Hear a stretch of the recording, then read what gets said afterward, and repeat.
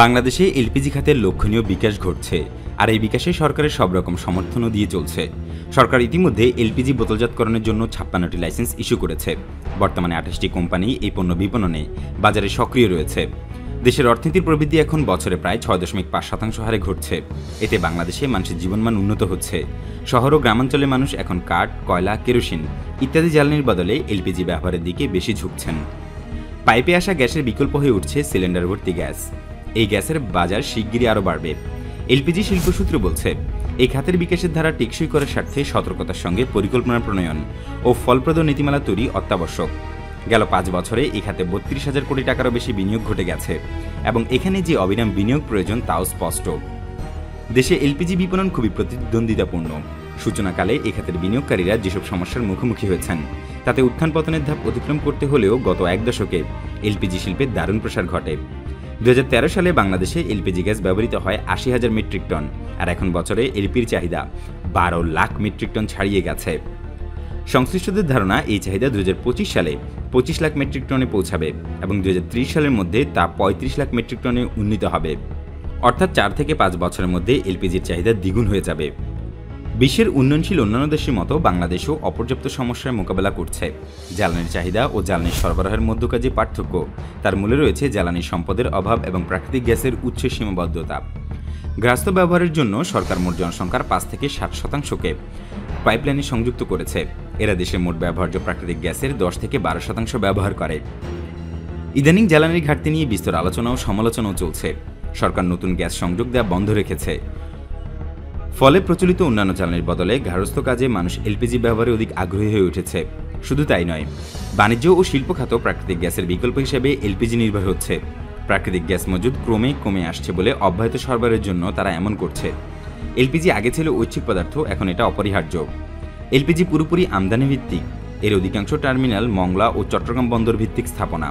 বাংলাদেশে প্রায় 80 থেকে 85% এলপিজি ব্যবহার হচ্ছে গৃহস্থ ও শিল্প খাতে। চটজলদি সংগ্রহ করা যায়, কার্বন নিঃসরণ খুব কম, নানা কাজে প্রয়োগ সম্ভব, পরিবহনও সহজ। এসব কারণে দেশে এলপিজির ব্যবহার বেড়েই চলেছে। দেশের এলপিজি বাজারে বেশি কোম্পানির কারণে অনেক কোম্পানিকেই টিকে থাকার লড়াইও করতে হচ্ছে। তাদের মধ্যে চলছে তীব্র প্রতিযোগিতা। বাজারে টিকে থাকতে এদের অনেকেই লাভ ছাড়াই ব্যবসা পরিচালনা করছেন। বিপুল অঙ্কের অর্থ বিনিয়োগ করে ফেলায় এখন কেউ কেউ অনিশ্চয়তা পড়েছেন।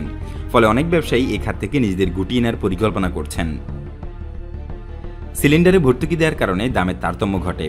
কোম্পানিগুলো সাধারণত সিলিন্ডারে ভর্তুকি সরবরাহ করে, এতে পরিবেশকরা কম মূল্যে বিক্রি করতে পারেন। বর্তমানে প্রতিটি সিলিন্ডারের উৎপাদন ব্যয় প্রায় 2000 থেকে 2200 টাকা, অথচ গ্রাহকের কাছে একটি নতুন সিলিন্ডার বিক্রি করা যায় সর্বোচ্চ 700 থেকে 800 টাকায়। এতেও প্রতি সিলিন্ডারে 1300 থেকে 1500 টাকা ভর্তুকি দিতে হয়। এলপিজির ব্যবহার বাড়াতে এর উৎপাদন খরচ কমানো জরুরি, আর উৎপাদন খরচ কমাতে হলে ভ্যাট ও ট্যাক্স কমানো জরুরি। সরকারের পরিকল্পনা দেশের 70% মানুষের কাছে এলপিজি পৌঁছানো। এর জন্য প্রয়োজন বিপুল সংখ্যক নতুন সিলিন্ডার। এলপিজি বিক্রেতা প্রতিষ্ঠানগুলো মূলত সরকারের জ্বালানি বান্ধব নীতিমালা মেনে চলার চেষ্টা করছে।